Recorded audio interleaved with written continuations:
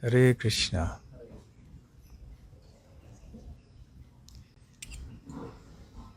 Jai Radha Madhava Kunja Bihari.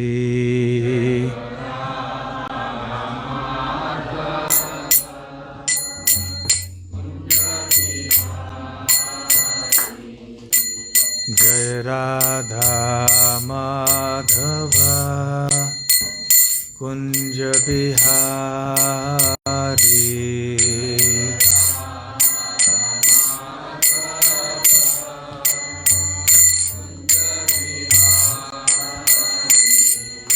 Jai Gopi Jana Vallabha Girivaradhari.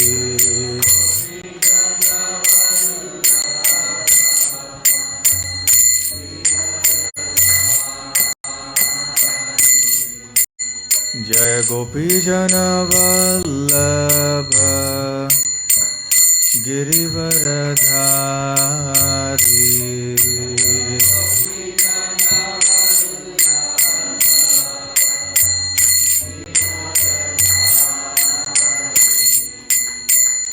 Yashodanandana Braja Janaranjana.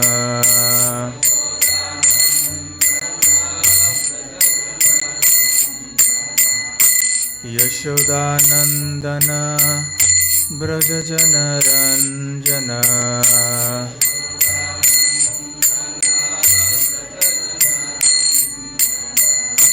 Yamuna Tira Vanachari.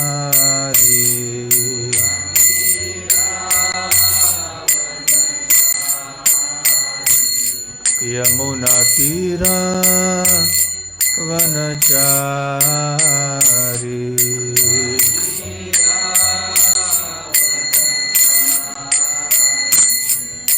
Jaya Radha Madhava Kunja Bihari.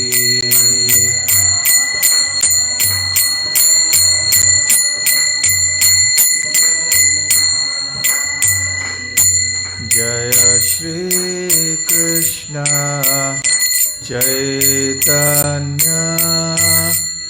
Prabhu Nityananda Shri Advaita Gadadhar Shivasadi Gaura Bhakta Vrinda.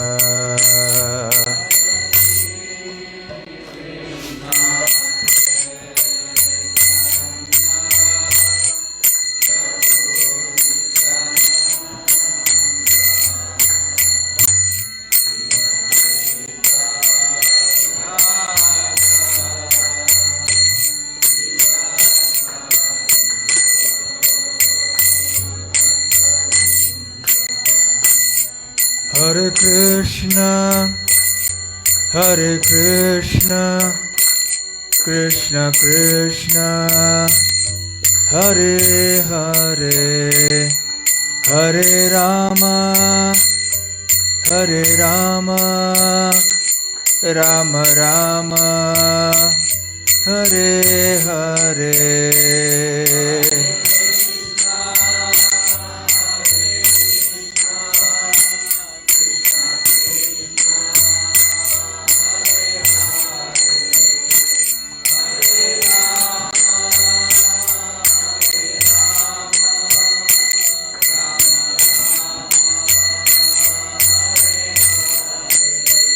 Hare Krishna, Hare Krishna, Krishna Krishna, Hare Hare, Hare Rama, Hare Rama, Rama Rama, Hare Hare.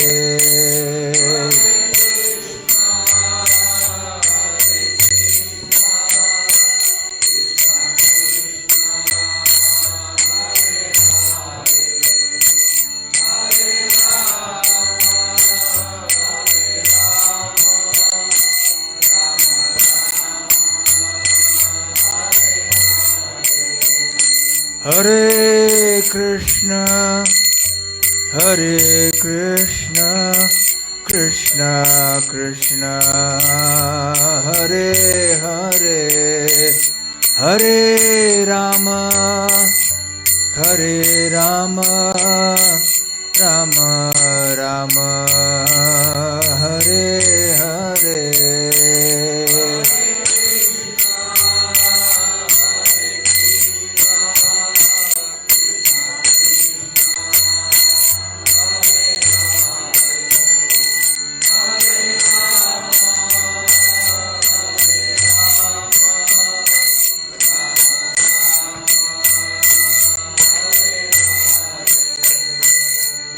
जय राधा गोकुलानंद राधा गोकुलानंद राधे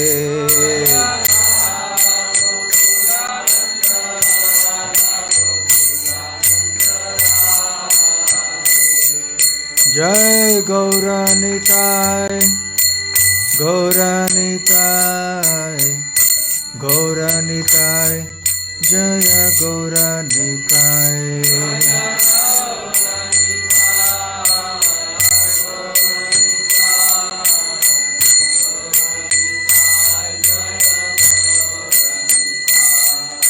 जय जगन्नाथ जगन्नाथ बलदेव जय सुभद्रा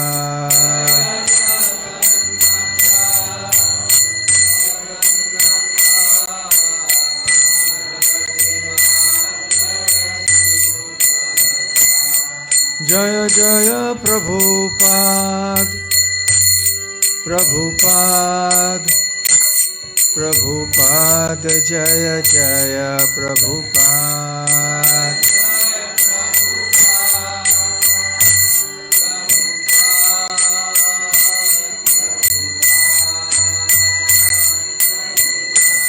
निताय गौर हरि बोल हरि बोल हरि बोल निताय गौर हरि बोल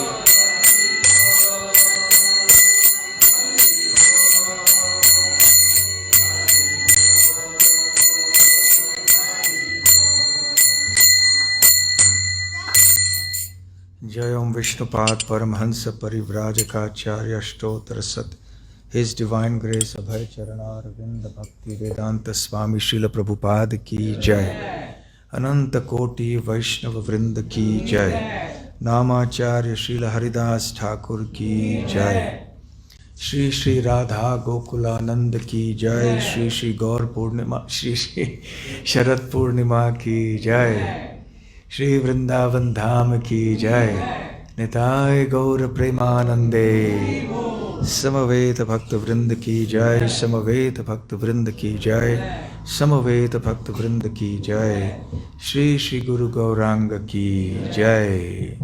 हरे कृष्णा। भक्तों से निवेदन है कृपया अपना अपना mobile phone off switch off कर दीजिए और जिन भक्तों के पास मास्क नहीं है कृपया आप नीचे रिसेप्शन से जाके उसे लेकर ही यहाँ पे बैठे। हरे कृष्ण। ओम नमो भगवते वासुदेवाय ओम नमो भगवते वासुदेवाय ओम नमो भगवते वासुदेवाय नारायणं नमस्कृत्य नरं चैव नरोत्तमं देवीं सरस्वतीं व्यासं ततो जयमुदीरयेत् नष्टप्रायेषु भद्रेषु नित्यं भागवत सेवया भगवत्युत्तम श्लोके भक्तिर्भवति नैष्ठिकी। श्री चैतन्य चरितामृत आदि लीला पहला अध्याय श्लोक संख्या 17।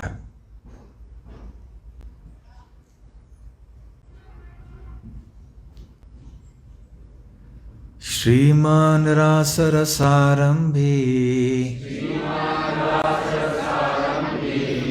वंशीवटतटस्थितः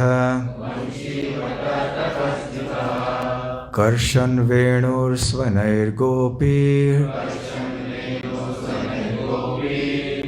गोपीनाथः श्रियेस्तु नः।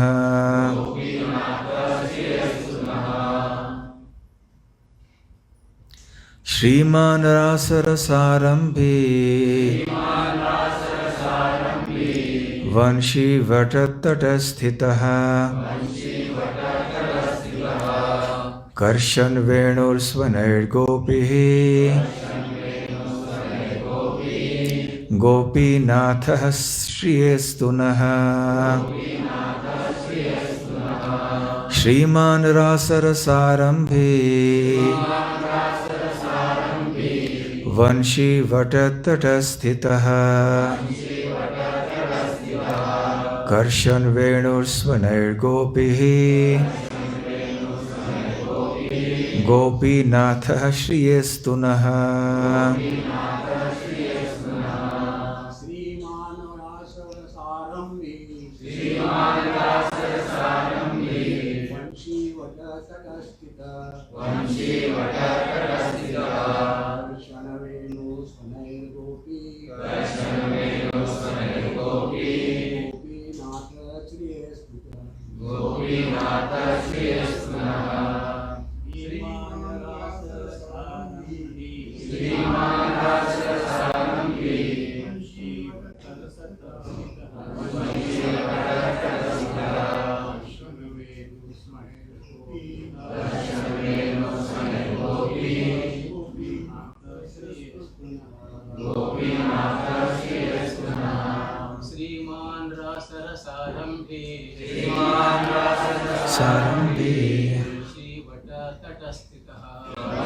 वटतटस्थितः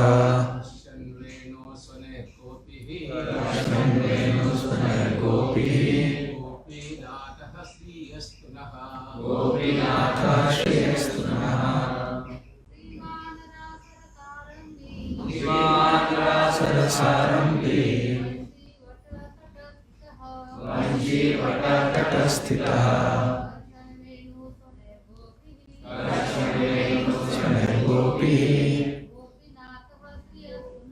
गोपीनाथः श्रियेस्तु नः। सारंभी तटस्थितः वेणुस्वनैर्गोपीः गोपीनाथः श्रियेस्तु नः।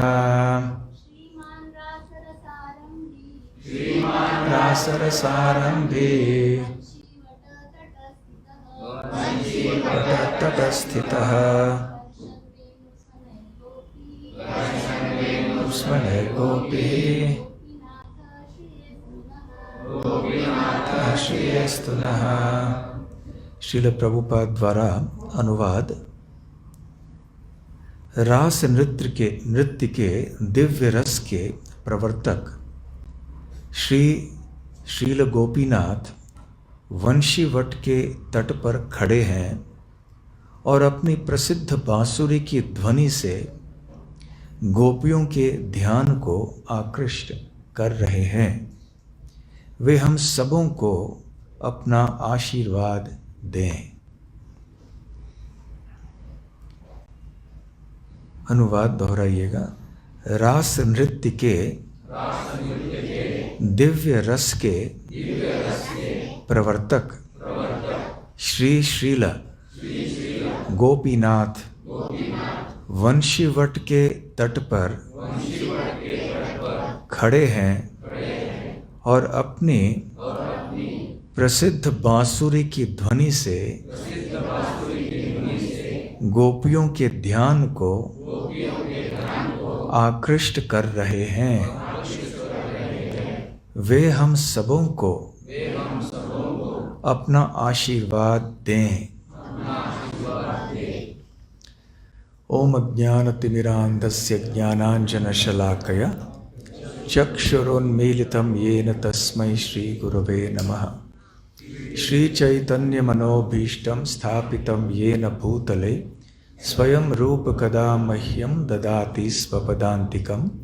वन्देऽहं श्रीगुरुं श्रीयुतपदकमलं श्रीगुरून् वैष्णवांश्च श्रीरूपं साग्रजातं सहगणरघुनाथान्वितं तं सजीवं साद्वैतं सावधूतं परिजनसहितं कृष्णचैतन्यदेवं श्रीराधाकृष्णपादान् सहगणललिता श्रीविशाखान्वितांश्च नमो ॐ विष्णुपादाय कृष्णप्रेष्ठाय भूतले श्रीमते भक्तिवेदान्तस्वामिन्निति नामिने। नमस्ते सारस्वते देवे गौरवाणी प्रचारिणे निर्विशेष शून्यवादी पाश्चात्यदेशतारिणे वाञ्छाकल्पतरुभ्यश्च कृपा सिन्धुभ्य एव च पतितानां पावनेभ्यो वैष्णवेभ्यो नमो नमः। जय श्री कृष्ण चैतन्य प्रभु नित्यानंद श्री अद्वैत गदाधर श्रीवासादि गौर भक्त वृंद। हरे कृष्ण कृष्ण कृष्ण हरे हरे, हरे राम राम राम हरे हरे। श्रीमान रासरसारंभी वंशीवट तटस्थितः कर्षण वेणु स्वर्णैर्गोपीः गोपीनाथ श्रियेस्तुनः। चैतन्य चरितामृत के मंगलाचरण का ये एक श्लोक है जिसमें श्रील कृष्णदास कविराज गोस्वामी भगवान श्री कृष्ण जो कि श्री गोपीनाथ के रूप में अपने बांसुरी के ध्वनि के द्वारा और अपने दिव्य गुणों के द्वारा गोपियों को आकर्षित करते हैं, उनका उल्लेख कर रहे हैं।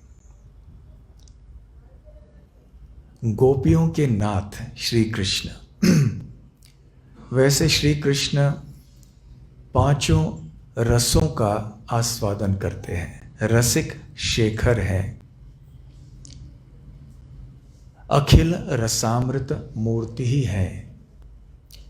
जितने भी दिव्य रस हैं उनका आस्वादन वो पूर्णतया करते हैं। ऐसे दिव्य रसों के आस्वादन करने में वो सर्वश्रेष्ठ हैं।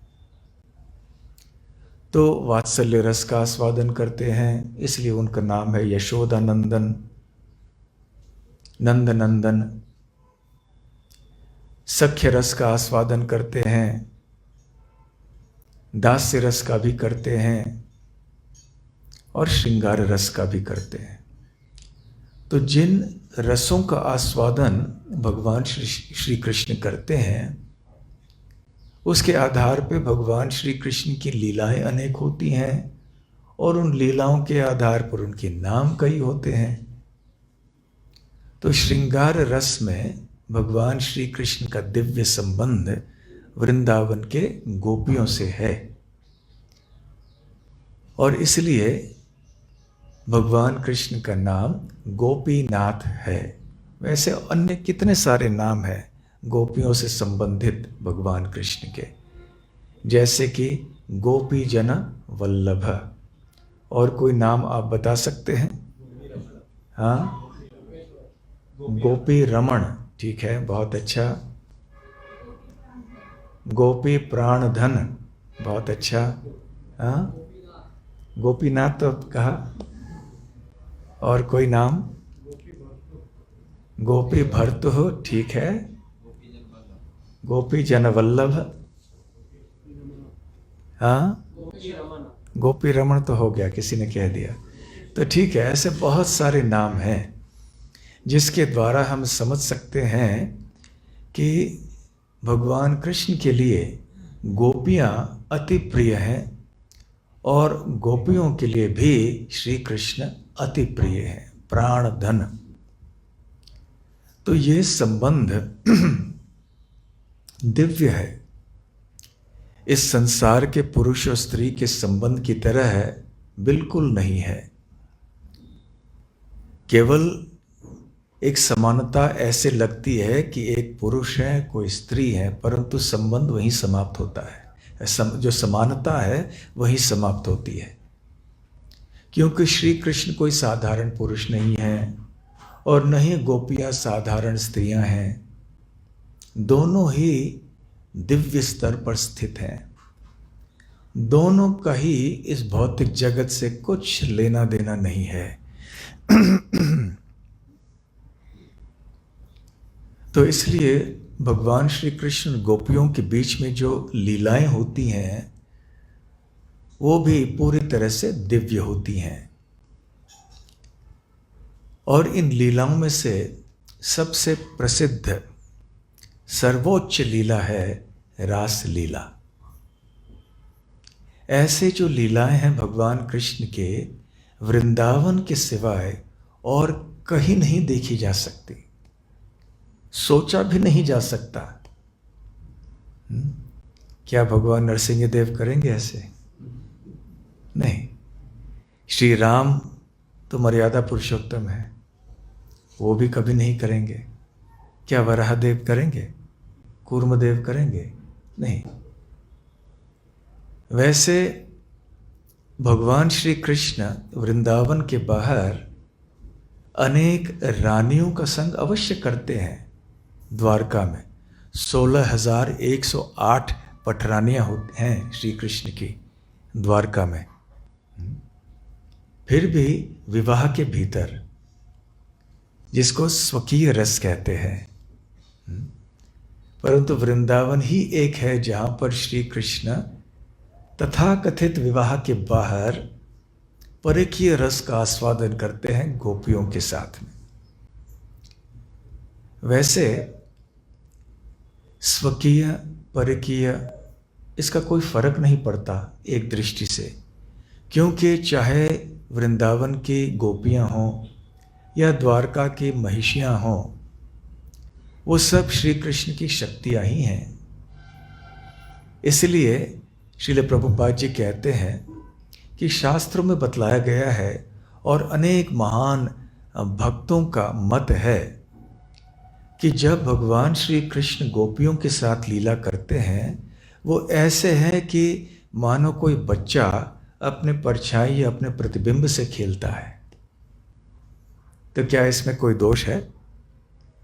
तो ठीक उसी प्रकार से जब भगवान श्री कृष्ण गोपियों के साथ में लीला करते हैं तो इसमें कोई दोष नहीं देखा जा सकता। परंतु दुर्भाग्य ये है कि संसार के लोगों को इस रहस्य का ज्ञान न होने के कारण वो बिना वजह निंदा करते हैं और एक बहुत बड़ा अपराध करते हैं भगवान श्री कृष्ण के चरण कमलों में और गोपियों के चरण कमलों में, और वृंदावन धाम के प्रति भी अपराध करते हैं। वो सोचते हैं कि भगवान श्री कृष्ण की गोपियों के साथ में जो लीलाएं हैं वो साधारण यहाँ जैसे उपन्यासों में, कविताओं में या सिनेमाओं में देखा जाता है वैसे ही कुछ है, परंतु तनिक भी ऐसी कोई समानता नहीं है। तो फिर आज हम ये इस विषय में चर्चा क्यों कर रहे हैं? क्योंकि इसी दिवस पर, शरद पूर्णिमा के दिवस पर, भगवान श्री कृष्ण ने रास लीला प्रारंभ की। श्रीमान रास रसारंभी। श्रीमान मतलब जो बहुत ही सुंदर हैं, दिव्य गुणों से सुशोभित हैं। श्रीमान रास रसारंभी, रास लीला के रस को आरंभ करने वाले। तो वो कौन है? गोपीनाथ। श्रीमान रास रसारंभी। तो कहाँ उन्होंने ये रास लीला का रस का आस्वादन करना आरंभ किया? वंशी वट तट स्थित। तो वंशी वट नाम के स्थान में यमुना के तट पर स्थित होकर उन्होंने ये रास लीला के रस का आस्वादन करना प्रारंभ किया। गोपीनाथ, इसलिए उनका नाम है गोपीनाथ। श्रियस्तुनः, तो श्रेय मतलब जो एक वरदान है या प्रेम या कृपा का ऐश्वर्य है। अस्तु नः, तो प्रभुपाद जी अनुवाद इस प्रकार से करते हैं, ये सबों के आशीर्वाद की हम कामना करते हैं। केवल श्री कृष्ण की कृपा या आशीर्वाद की कामना नहीं करते हैं, जो श्री कृष्ण की गोपियां हैं उनकी भी कृपा और आशीर्वाद की कामना हम करते हैं। जितना आवश्यक भगवान श्री कृष्ण की कृपा है, उतना ही आवश्यक भगवान कृष्ण के भक्तों का आशीर्वाद है।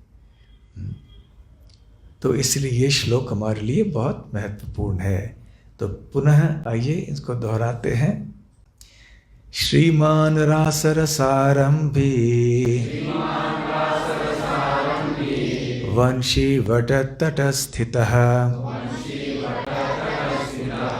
कर्षन् वेणुस्वनैर्गोपीः गोपीनाथः श्रियेस्तुनः।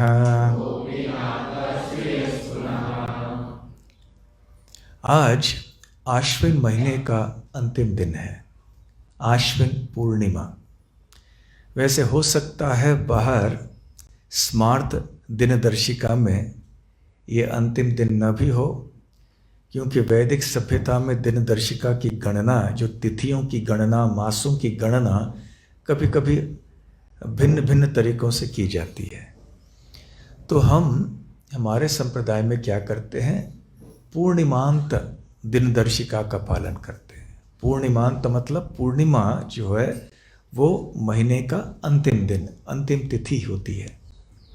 कई ऐसे जो अमांत कहते हैं, जो अमावास्या को महीने का अंतिम दिन मानते हैं, परंतु हमारे दिनदर्शिका में पूर्णिमा को अंतिम दिन हम मानते हैं। तो ये पूर्णिमा की तिथि चल रही है, आश्विन महीने का अंतिम दिन है और कार्तिक महीना कल से प्रारंभ होगा। परंतु क्योंकि शरद पूर्णिमा के तिथि पर ये रास लीला हुई थी,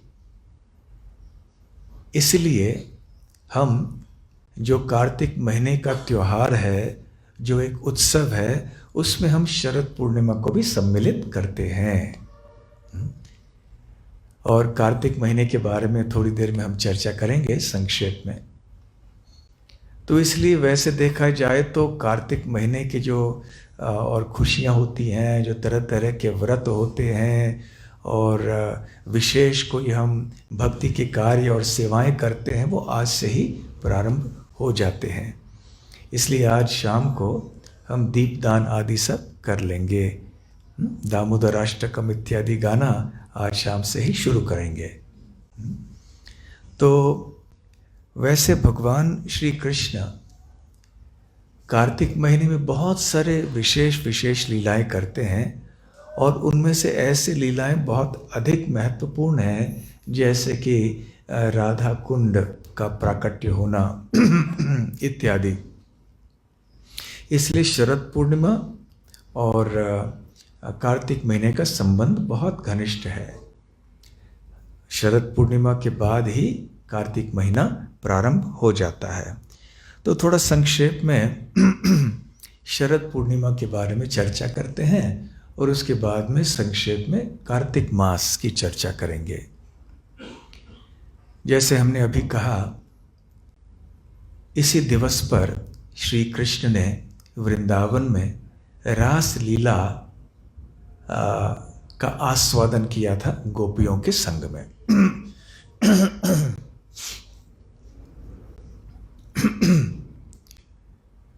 तो श्रीमद् भागवत में भगवान श्री कृष्ण ने श्रील शुकदेव गोस्वामी ने रास लीला का वर्णन किया है और जिन अध्यायों में ये वर्णन पाया जाता है उसे रास पंचाध्याय कहते हैं।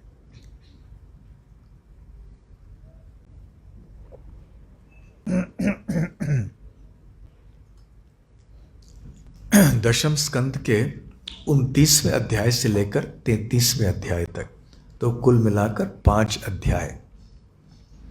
तो शुकदेव गोस्वामी इन 5 अध्यायों में वर्णन करते हैं कि इस शरद पूर्णिमा के रात्रि को, आश्विन महीने के पूर्णिमा के रात्रि को, पूर्णिमा के चांद के नीचे खड़े होकर श्री कृष्ण ने वंशी वट पर बांसुरी बजाना शुरू कर दिया।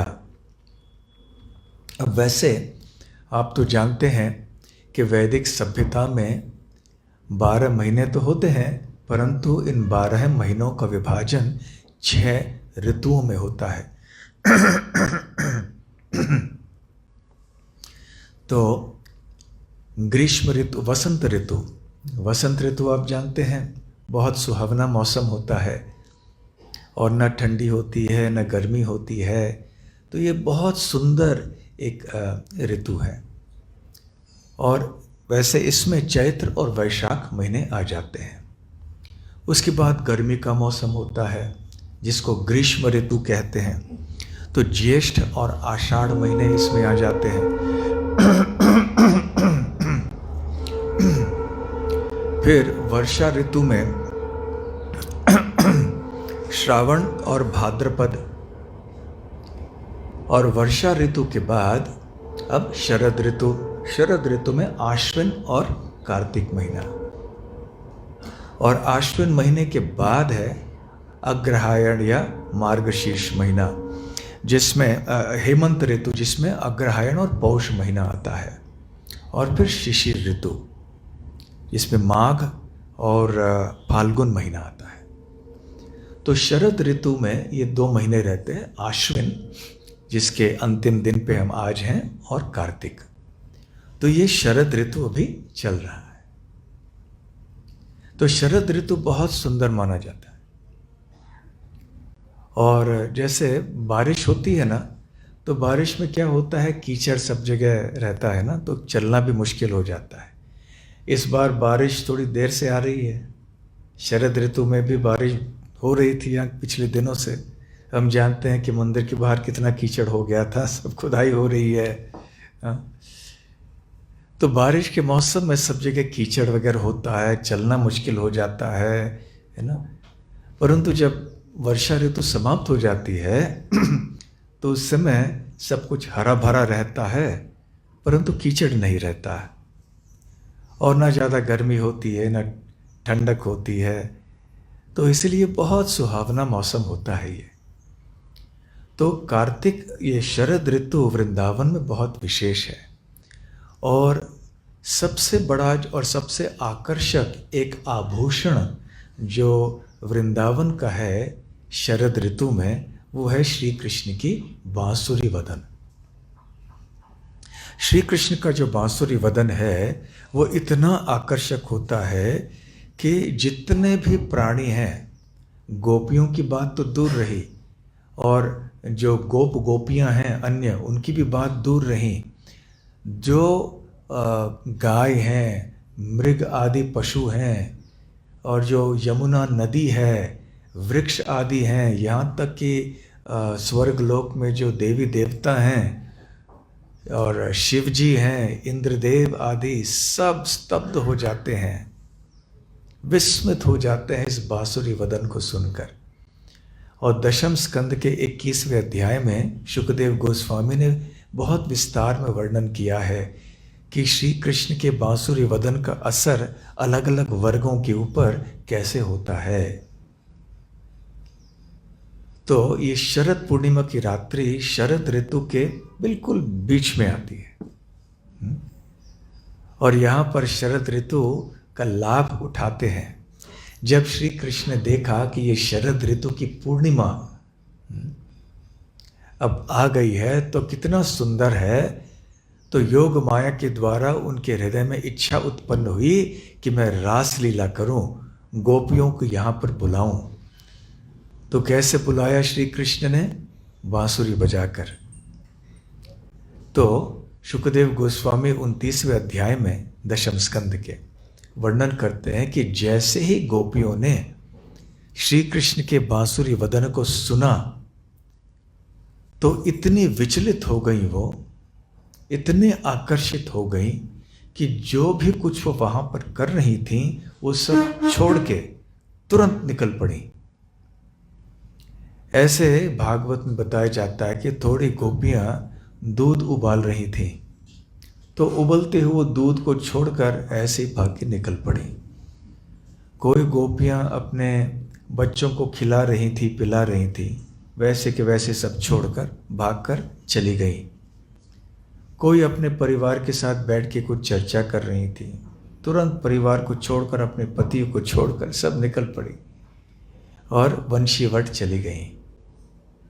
और इतने हड़बड़ाहट में चली गई कि उनको ध्यान भी नहीं रहा कि उनके कर्तव्यों को छोड़कर वो जा रही हैं, कि लोग क्या कहेंगे ये भी नहीं सोचा, समाज में हमारी निंदा होगी, तिरस्कार होगा, नहीं सोचा। और यहाँ तक कि क्या पहना था वो भी ठीक से नहीं देखा। नीचे पहनने वाले वस्त्र ऊपर पहन लिए, ऊपर पहनने वाले वस्त्र नीचे पहन लिए। इस तरह से अपने होश बिल्कुल ठिकाने में नहीं थे उनके, भौतिक दृष्टि से। परंतु आध्यात्मिक दृष्टि से सोचा जाए या देखा जाए तो उनके होश बिल्कुल सही ठिकाने थे। होश सही ठिकाने होना, इसका क्या मतलब है कि कृष्ण भावना भावित होना। तो उनका हृदय, उनका चित्त इतना आकर्षित हो गया था श्री कृष्ण के प्रति कि उन्होंने संपूर्ण संसार को तुच्छ समझा। जितने भी उनके संसार के कर्तव्य थे उनको भी तुच्छ समझा और सीधे निकल पड़े वो। और ऐसे बताया जाता है कि कोई गोपियां तो निकल पड़ी जबरदस्ती, परंतु अन्य ऐसे कई गोपियां थीं जो निकल नहीं पाईं। उनके परिवार के सदस्यों ने उनको रोक के रखा बलपूर्वक, और कई गोपियों को तो उनके पतियों ने कमर में बंद करके रखा कि नहीं जाना कृष्ण के पास। तो इसी तरह से कभी कभी यहाँ भी देखा जाता है भौतिक जगत में, कभी पति पत्नी को रोकते हैं मंदिर से जाने के लिए, कभी पत्नी पति को रोकते हैं मंदिर में जाने से, कभी माता पिता बच्चों को रोकते हैं, कभी बच्चे माता पिता को रोकते हैं। तो खैर ये भौतिक जगत है ही ऐसे। परंतु वृंदावन में विशेषताएं ये हैं कि गोपियां दो प्रकार की थीं। एक जो नित्य सिद्ध कहलाती हैं, जो गोलोक वृंदावन से श्री कृष्ण के साथ अवतीर्ण हुई थी कृष्ण लीला में शामिल होने के लिए। और एक दूसरा वर्ग है गोपियों का, वो साधन सिद्ध गोपियां हैं, जिन्होंने अनेक जन्मों से भगवान श्री कृष्ण की सेवा करते करते व्रजवासियों के पदचिन्हों में भक्ति करके अब वृंदावन की किसी गोपी के गर्भ के द्वारा जन्म प्राप्त किया, जन्म लिया उन्होंने। और इन नित्य सिद्ध गोपियों के संग में रह के उन्हें प्रशिक्षण मिला सूक्ष्म सूक्ष्म बातों के बारे में, कि कैसे वृंदावन के भाव में श्री कृष्ण की सेवा करनी चाहिए। वैसे तो ये शुद्ध भक्त थे, ये ऋषि मुनि थे, तरह तरह के और भक्त थे, जिनको अब वृंदावन के गोपियों का रूप मिला। परंतु हो सकता है कि ऐसे बहुत बारीकी से, सूक्ष्मता से उनको छोटी छोटी चीज़ें न पता हो, तो उन्होंने ये नित्य सिद्ध गोपियों को देखकर, उनसे सुनकर सब चीज़ें सीख ली।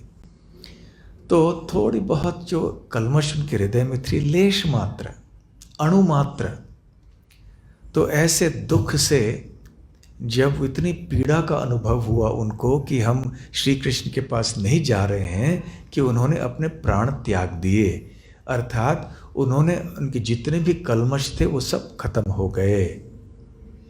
श्रील विश्वनाथ चक्रवर्ती ठाकुर आदि ने कहा है कि वास्तव में जब गोपियां निकल पड़ी अपने घरों से, तो भगवान कृष्ण की योजना से एक नकली भौतिक रूप उनका घर में रह गया, और जो असली गोपी है अपने आध्यात्मिक शरीर में वो निकल पड़ी, और वो पहुंच गई वंशीवट पे, जहाँ पे श्री कृष्ण बांसुरी बजा रहे थे।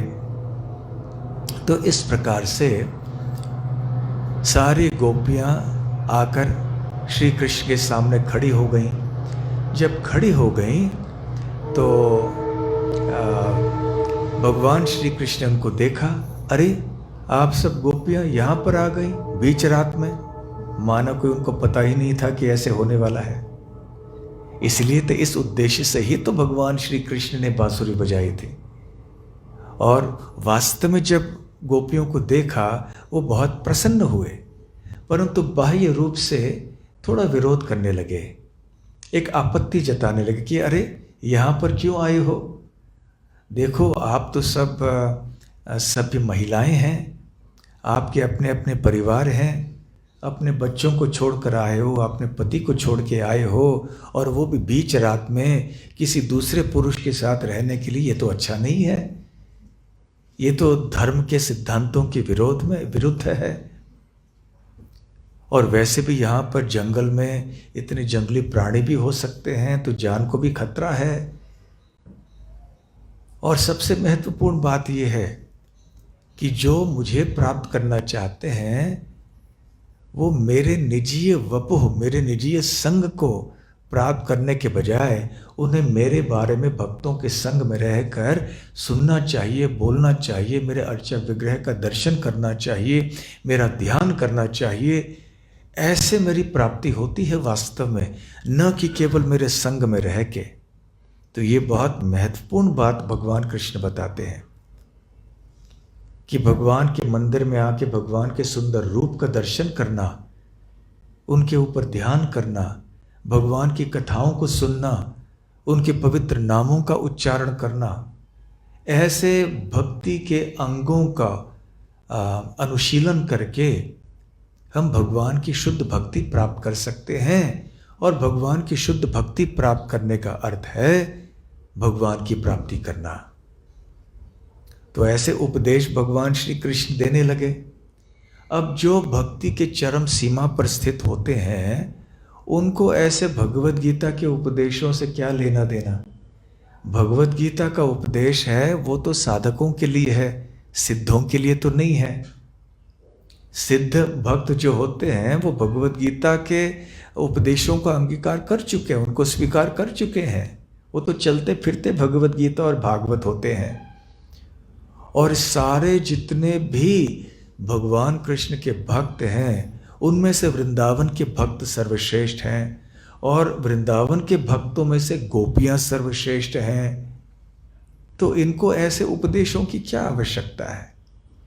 फिर भी हम सब के लिए भगवान श्री कृष्ण ऐसे बोल रहे थे ताकि हम सब जान लें कि गोपियां कितनी महान हैं। तो गोपियों ने ये उपदेश सुनकर कहा कि हे कृष्ण, इस तरह से बात करना आपको शोभा नहीं देता है, क्योंकि आप ही तो सारे प्राणियों के आत्माओं के आत्मा हैं, आप ही सर्वस्व हैं, और आपके शरण में आना ही सर्वोच्च धर्म है। इसलिए हमने कोई गलती नहीं की, बल्कि आप जब हमें वापस भेज रहे हो, आप एक अधर्मिक कार्य कर रहे हो कि हम कोई अपने घर को जाए, सर्वोच्च धर्म को त्याग कर निम्न श्रेणी के धर्मों को हम स्वीकार करें। तो खैर उस समय भगवान कृष्ण प्रसन्न हुए और फिर गोपियों के साथ में रहे। उस समय हुआ क्या? जब श्री कृष्ण का निजीय संग प्राप्त हुआ तो गोपियों के मन में गर्व उत्पन्न हो गया। अरे श्री कृष्ण मेरे साथ हैं। तो जब श्री कृष्ण को पता चला, क्योंकि वो अंतःकरण में हैं, सब कुछ जानते हैं, तो वो वहां से अदृश्य हो गए। और जैसे ही अदृश्य हो गए तो सारे गोपियां देखने लगे, अरे कहाँ गए श्री कृष्ण, कहाँ गए? तो श्री कृष्ण को ढूंढते ढूंढते यहाँ वहाँ वो घूमने लगे कुंजों में वृंदावन के। और उन्होंने श्री कृष्ण के चरण चिन्ह देखे, और श्री कृष्ण के चरण के चिन्हों के साथ साथ और किसी एक गोपी के चरण चिन्ह थे। तो वो गोपी कौन थी? श्रीमती राधा रानी थी। तो वो अनुमान लगा रही थी सारी गोपियाँ कि श्री कृष्ण श्रीमती राधा रानी के साथ यहाँ इस तरह से चल रहे थे, फिर यहाँ पे शायद यहाँ पर रुके थे, फिर श्री कृष्ण यहाँ पर फूल अर्पण किया था शायद राधा रानी को, इस तरह से वो सोच रहे थे। उधर वास्तव में राधा रानी ही थी जो सर्वश्रेष्ठ गोपी हैं, वो श्री कृष्ण के साथ चल रही थी। तो उधर श्रीमती राधा रानी को लगने लगा कि मैं कितनी सौभाग्यशाली हूँ कि मैं अकेले श्री कृष्ण के साथ हूँ। तो जब श्री कृष्ण को ये पता चला कि श्रीमती राधा रानी ऐसे सोच रही हैं, तो उस समय वहाँ से भी वो अदृश्य हो गए, ओझल हो गए। और फिर श्रीमती राधा रानी बहुत विचलित हो गई, बेचैन हो गई। तो फिर वो अन्य गोपियों के संग में फिर से आ गई और अपने हृदय की व्यथा बताने लगी। फिर सारे गोपियां मिलजुल के श्री कृष्ण को ढूंढती रही यहाँ वहाँ पर।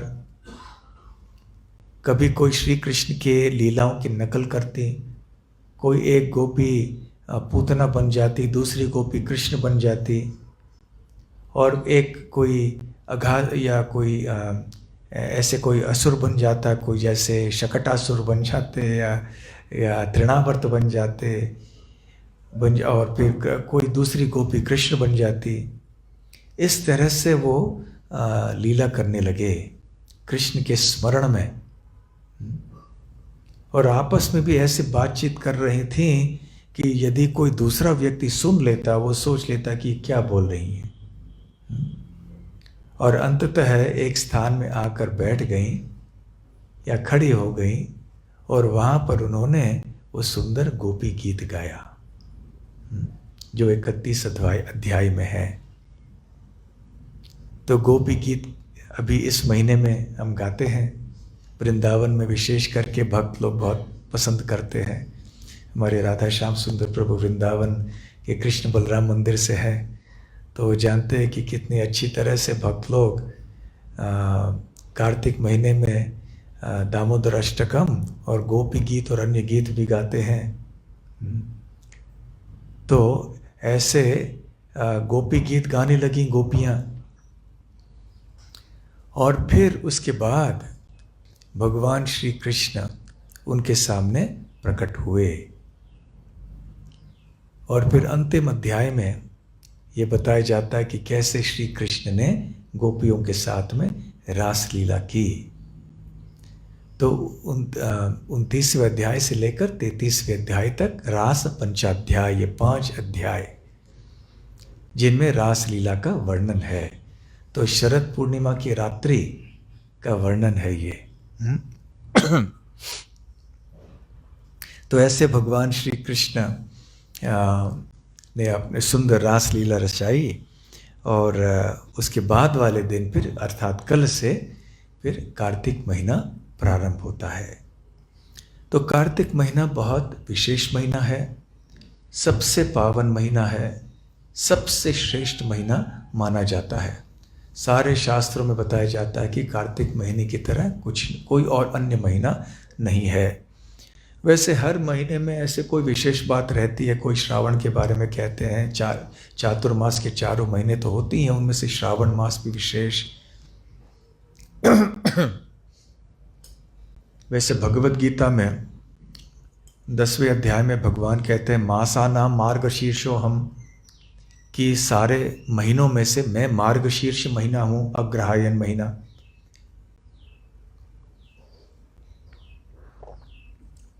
हेमंत ऋतु का पहला महीना है। तो श्री कृष्ण कहते हैं कि मैं मार्गशीर्ष महीना हूँ। तो मार्गशीर्ष महीने के पहले कौन सा महीना है? कार्तिक। तो कृष्ण मार्गशीर्ष हैं, तो कार्तिक कौन है? श्रीमती राधा रानी। तो श्रीमती राधा रानी कार्तिक महीने के मार्गशीर्ष महीने के पहले महीने में आ जाती हैं, इसलिए श्रीमती राधा रानी का महीना है। और क्योंकि श्रीमती राधा रानी का महीना है तो ये श्री कृष्ण के लिए बहुत प्रिय है। तो जो भक्त यहाँ पर इस महीने में विशेष रूप से श्रीमती राधा रानी और कृष्ण की सेवा करते हैं तो कृष्ण के बहुत प्रिय हो जाते हैं। जो राधा रानी के प्रिय हो गए वो श्री कृष्ण के भी प्रिय हो जाते हैं।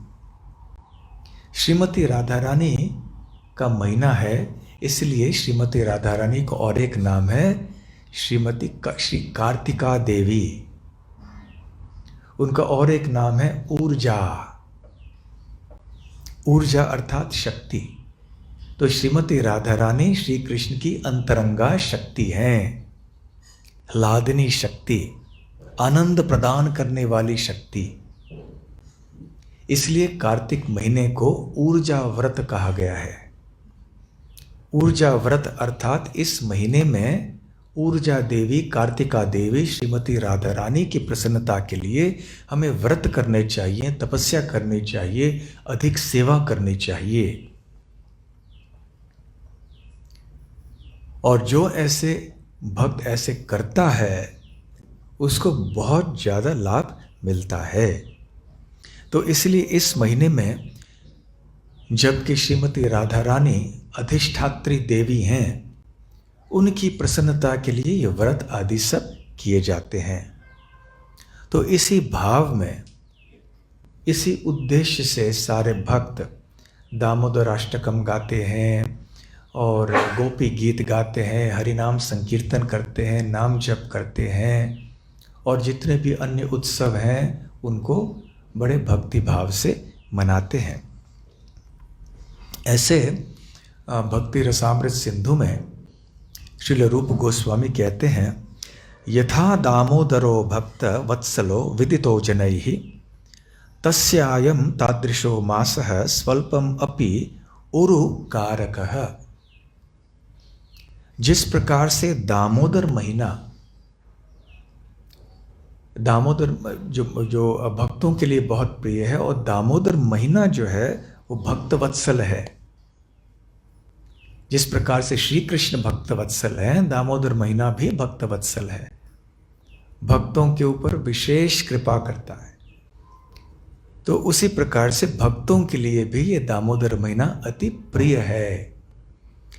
तो यथा दामोदरो भक्त वत्सलो विदितो जनैः, तो तस्यायं तादृशो मासः। जिस प्रकार से भगवान श्री कृष्ण दामोदर भक्त वत्सल हैं, उसी प्रकार से ये उनका जो महीना है दामोदर महीना, ये भी बहुत प्रिय है, ये भी बहुत कृपा करता है ये भक्तों के ऊपर। ये महीना का और एक नाम है दामोदर। क्यों?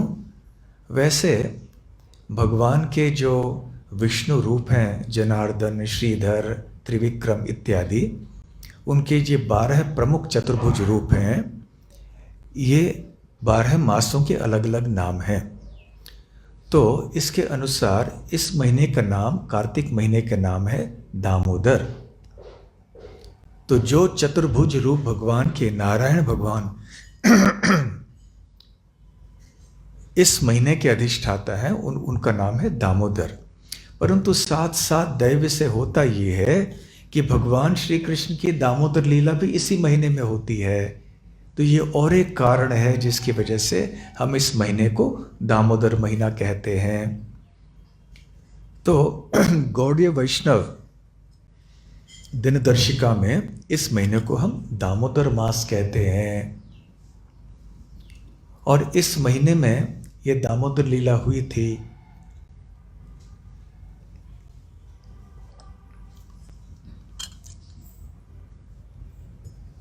वैसे ये उरुकारक जो श्लोक में है, इसका महत्व है। भगवान श्री कृष्ण भक्त वत्सल है, दामोदर। दामोदर ये भगवान कृष्ण का नाम है ना, दाम उदर। माता यशोदा ने जब श्री कृष्ण को एक रस्सी से बांध लिया, उनके उदर में बांध लिया, तो उनका नाम हो गया दाम उदर अर्थात दामोदर। तो जैसे दामोदर भक्तवत्सल हैं, दामोदर महीना भी भक्तवत्सल है। क्यों है? किस प्रकार से भक्तवत्सल है?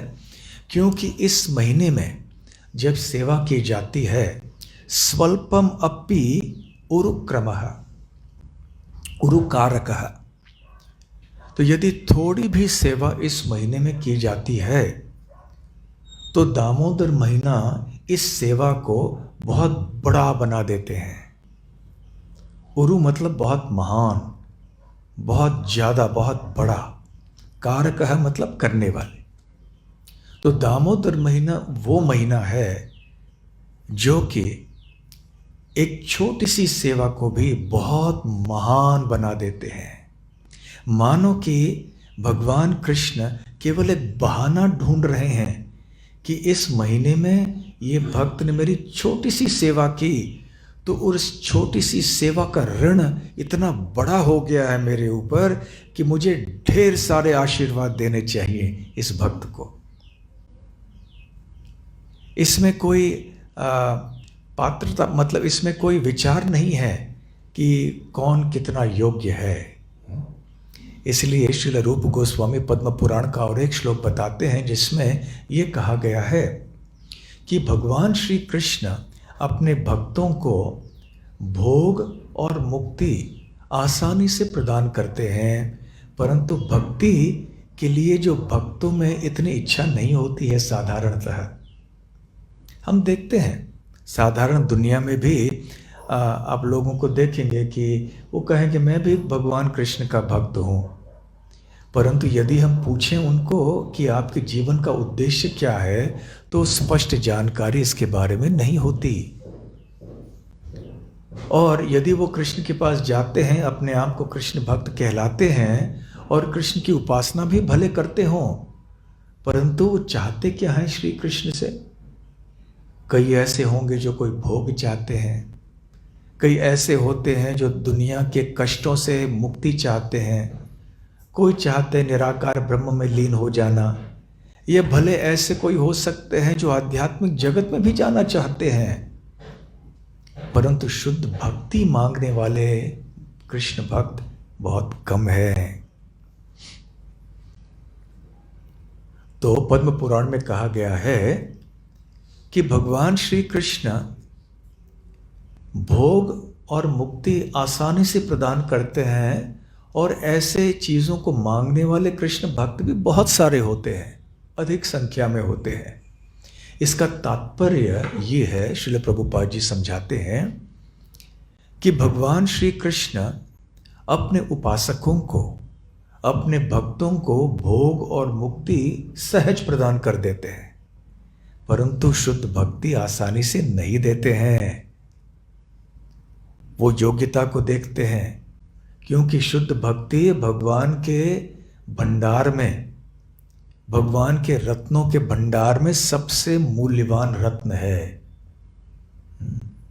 और कोई चीज़ भगवान को दे दे, भगवान अपने भक्तों को भले दे दें, परंतु ये अनमोल रत्न नहीं देंगे।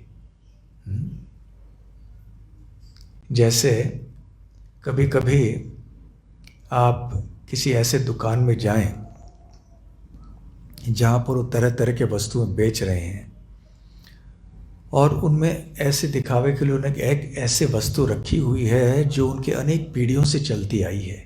एक भावनात्मक एक लगाव है उस वस्तु के प्रति। तो जब कोई ग्राहक जाते हैं वहाँ पर, हम ये भी खरीदना चाहते हैं, बोले नहीं, इस चीज़ को छोड़कर अब बाकी सब ले लीजिए, क्योंकि ये इस चीज़ का महत्व हमारे लिए बहुत है। दिखने में बड़ा साधारण है, परंतु हमारी इतनी पीढ़ियों से ये वस्तु हमारे परिवार में रहा है, इसलिए इस वस्तु को हम नहीं बेचेंगे। तो उसी तरह से ये शुद्ध भक्ति का रत्न इतना अनमोल है कि भगवान कृष्ण आसानी से इसको देते नहीं हैं। भगवान के भंडार में बहुत कुछ है। तुम जाके कहते मुझे साम्राज्य चाहिए, ले लो।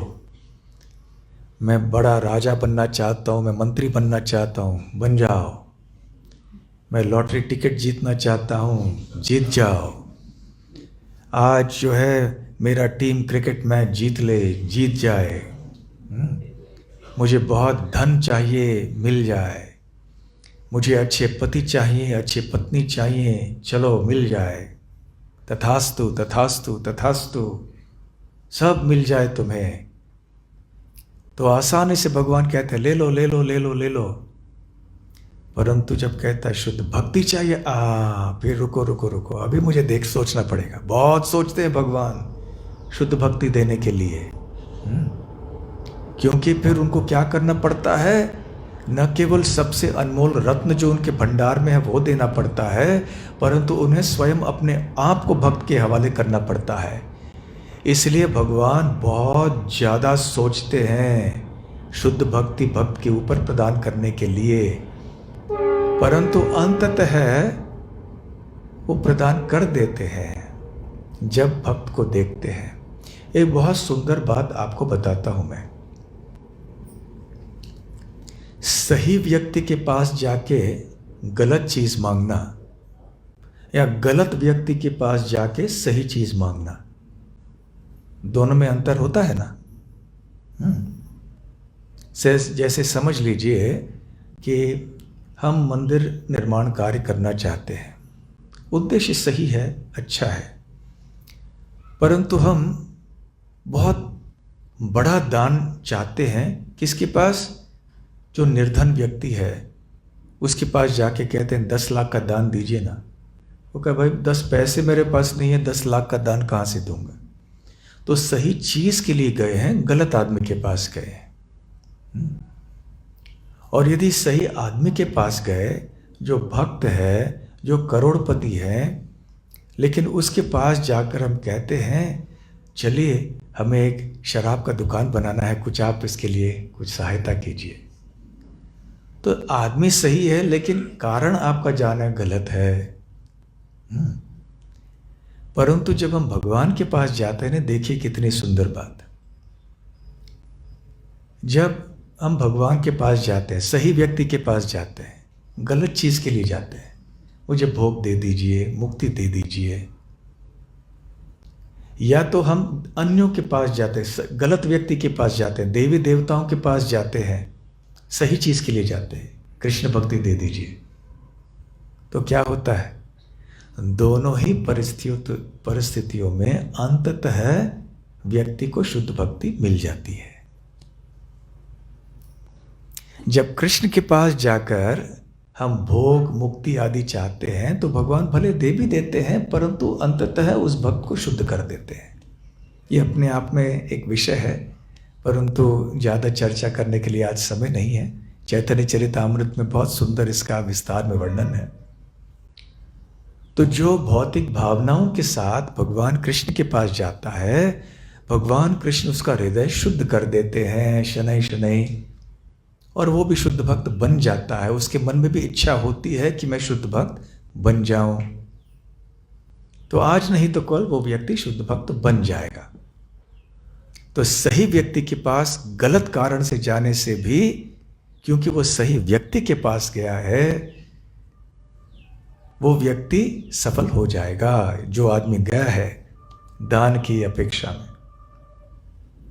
और यदि कोई देवी देवताओं के पास जाए और धनम देहि रूपम देवी सुख करता दुख हरता वो सब नहीं करे, हम जाएं और केवल कृष्ण भक्ति मांगे उनसे, तो वो भी मिल जाएगी, क्योंकि ये भी देवी देवता भी अंततः कृष्ण भक्त हैं, और वो भी वो आशीर्वाद प्रदान करेंगे।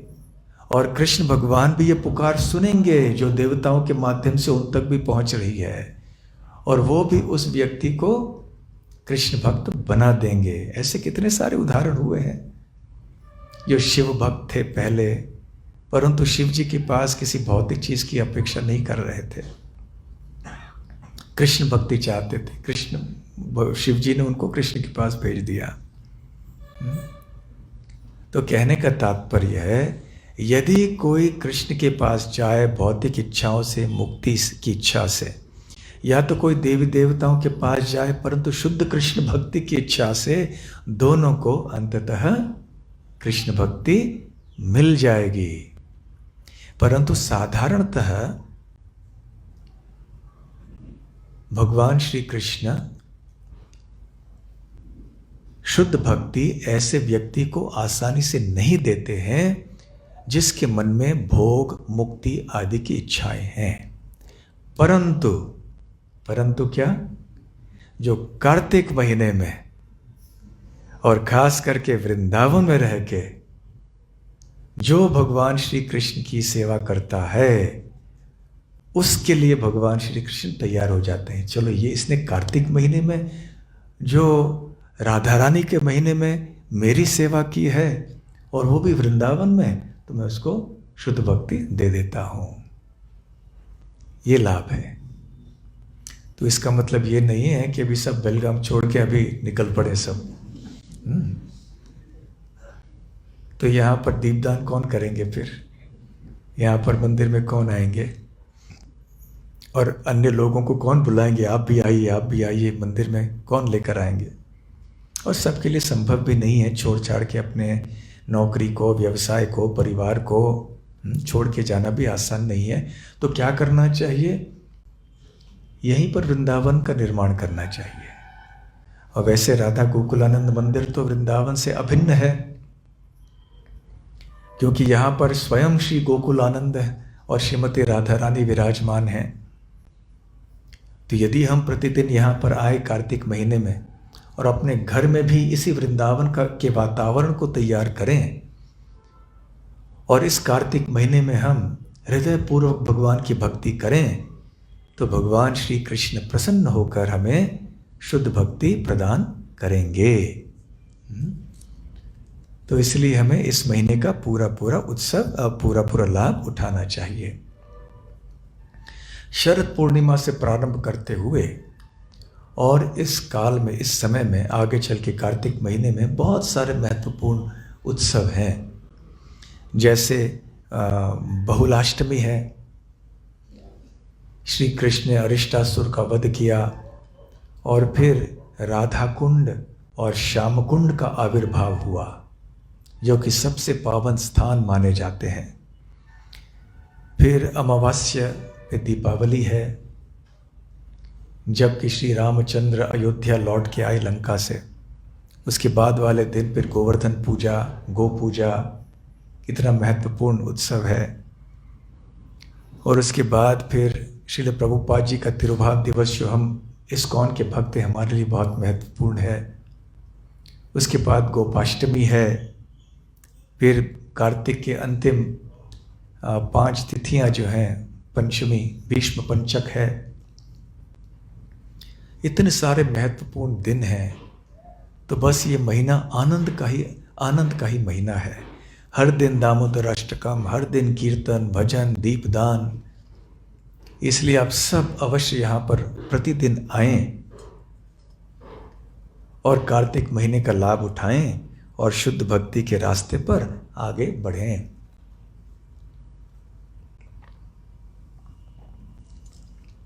शास्त्रों में कार्तिक महीने में भक्ति करने के लाभ बताए गए हैं। ऐसे अनेक पुराणों में उल्लेख है। जैसे एक जगह कहा है, आपने यदि कार्तिक महीने में भगवान श्री कृष्ण की सेवा की या एक दीपदान किया, दीपदान के बारे में कहा गया है, तो आपके अनेक जन्मों के जो पाप की राशि है, भले वो पहाड़ के रूप में क्यों न हो, या आपने करोड़ों करोड़ों ऐसे पाप क्यों न किए हों, वो एक दीपदान से नष्ट हो जाते हैं। कहीं और कहा गया है कि आपके सारे पितरों को मुक्ति मिल जाएगी एक बार दीपदान करने से। कहीं कहा गया है कि आपको तरह तरह के ऐश्वर्य प्राप्त होंगे, आपकी सारी इच्छाएं पूर्ण हो जाएंगी, यश ख्याति आपको मिल जाएगी। यहाँ तक कि यदि आपको आध्यात्मिक जगत में भी जाना है, आप वहाँ भी जा पाएंगे केवल दीपदान करके। परंतु हम शुद्ध भक्ति के रास्ते पे हैं। भले हम स्वतः शुद्ध भक्त न हो, परंतु शुद्ध भक्त बनने की अभिलाषा रखते हैं। शुद्ध भक्ति के रास्ते में हम चल रहे हैं। इसलिए हमारे लिए ये जितने भी कहे गए जो लाभ हैं दीपदान करने के कार्तिक महीने में, इनसे हमें कुछ लेना देना नहीं है। हम दीपदान कार्तिक महीने में करते हैं भगवान श्री कृष्ण की और श्रीमती राधा रानी की शुद्ध भक्ति प्राप्त करने के लिए। और इस महीने में करने से, कोई भी छोटी सी सेवा करने से भी अन्य दिनों में करने की तुलना में 1000 गुना ज़्यादा लाभ होता है। तो एक दीपदान जब आप यहाँ करेंगे तो समझ लीजिए कि कार्तिक के पहले या बाद में आपने 1000 दीप अर्पण किए। वैसा लाभ आपको एक दीप से होगा।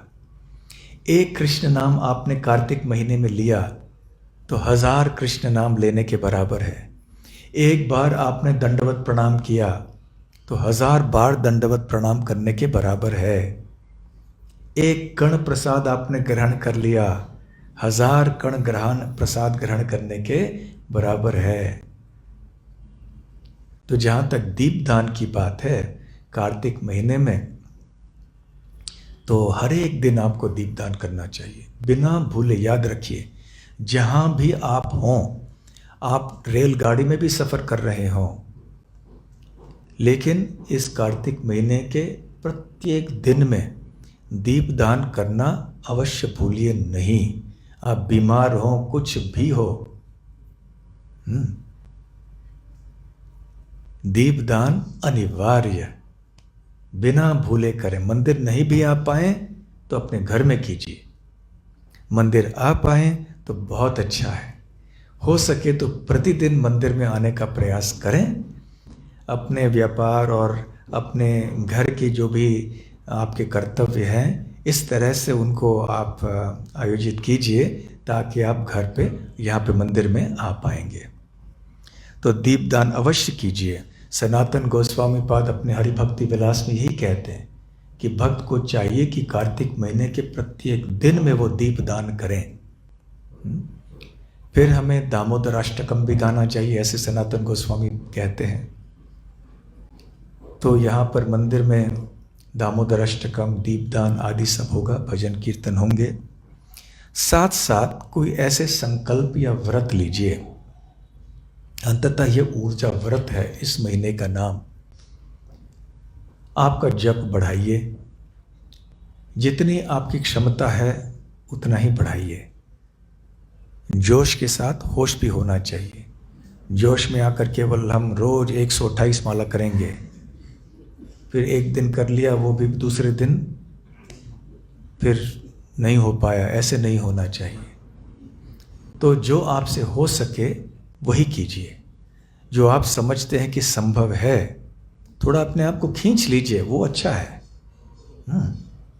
परंतु ऐसे कोई व्रत मत लीजिए जिसका पालन आगे चल के आप नहीं कर पाएंगे। हो सकता है कोई कहे कि इस महीने में मैं 24 माला करूंगा, 32 माला करूंगा। ठीक है, यदि आपको लगता है कर पाएंगे करिए। 64 माला करूंगा, यदि आपको लगता है कि प्रतिदिन कर पाएंगे 30 दिन, कर लीजिए। परंतु नहीं कर पाएंगे तो ऐसे मत लीजिए व्रत। कोई कहेंगे प्रतिदिन मंगल आरती में हम आएंगे, ब्रह्म मुहूर्त में जागेंगे, तो फिर अवश्य कीजिए उसको। तो थोड़ा जप बढ़ाइए, सुबह सुबह प्रातः काल में ब्रह्म मुहूर्त में उठिए,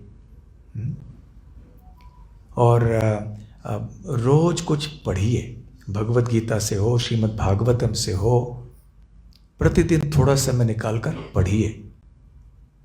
फिर कथा श्रवण कीजिए प्रतिदिन। घर में और मंदिर में कीर्तन कीजिए। और फिर कोई तपस्या भी आवश्यक है। जैसे हो सकता है तो कोई अपने प्रिय वस्तु को, खाद्य वस्तु को छोड़ दीजिए। कई भक्त कहते हैं कि इस महीने में मैं कोई मीठे पदार्थ को नहीं लूँगा।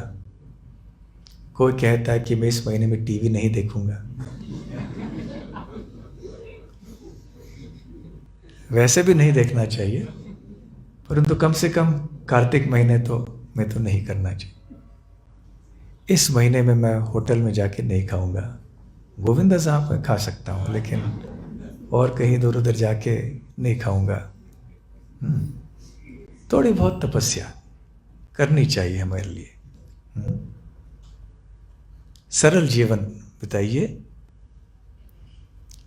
और ज़्यादा भक्ति को बढ़ाइए। इससे श्रीमती राधा रानी प्रसन्न होंगी और श्री कृष्ण भी प्रसन्न होंगे, और हमारे भक्ति के रास्ते में हम अच्छी तरह से प्रगति कर पाएंगे। श्री शरद पूर्णिमा की जय। इस रात पे खीर रखी जाती है छत के ऊपर, और ताकि पूर्णिमा के चांद की किरणें हैं उसमें ज़्यादा स्वाद प्रदान कर सके। ऐसे कहा जाता है कि इस पूर्णिमा के रात्रि पर चांद की किरणों में अमृत होता है, तो चांद की किरणों में रख के ये खीर आदि होता है, वो अमृत तुल्य बन जाता है और अगले दिन सुबह को सबको बांटा जाता है मंगल आरती के बाद। वृंदावन भी करते हैं ना, बंदरों का डर रहता है, बंदर आके खा जाते हैं, लेकिन फिर भी करते हैं ना, मंदिर के ऊपर आज भी रखते हैं, तो आज भी रखेंगे वहाँ वृंदावन में और हर जगह। यहाँ तो छत ऐसा है, इस प्रकार का है, नहीं रख सकते, लेकिन कहीं और दूसरी जगह रख लेंगे। आश्रम के ऊपर खा मत जाना कोई ब्रह्मचारी तो वहाँ भी खीर बना के अच्छी तरह से ऊपर रख सकते हैं और कल सब भक्तों को महाप्रसाद के रूप में बांट सकते हैं। श्री शरद पूर्णिमा महोत्सव की जय, श्री कार्तिक मास की जय, श्री श्री राधा गोकुलानंद की जय, श्रील प्रभुपाद की जय, श्री वृंदावन धाम की जय। गौर प्रेमानंदे, हरि हरि बोल।